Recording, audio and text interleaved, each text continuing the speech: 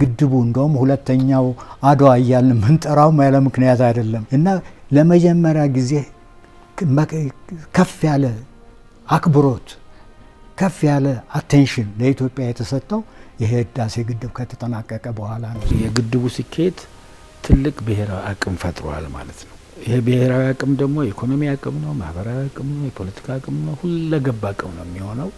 የኢትዮጵያን ተሰሚነት ይጨምራል።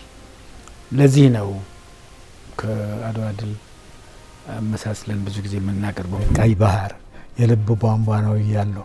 ምክንያቱም ምንድነው እዛ አካባቢ ካየሽ ህዝቡ ጥርት ብሎ የኤርትራ ህዝብ ከኛ የተለየ አይደለም።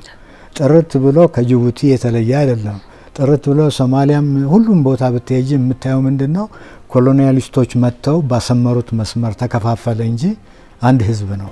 እዚህ ቀይ ባህር አዋሳኝ ሀገሮች ግብጽን ጨምሮ ሬድ ሲ ካውንስል የሚል አላቸው። እዛ አባል እንዳትሆን፣ እዛ እንዳትጠጋ፣ ታዛቢም እንዳትሆን ጭምር ከፍተኛ ጫና ሲደረግባት የነበረች ሀገር ናት እስካሁን ማለት ነው። እኛ እኮ ትልቅ ነበር፣ አሁንም ትልቅ መሆን እንችላለን። በዛ ላይም ጀምረነዋል፣ ፋውንዴሽን ጥለናል።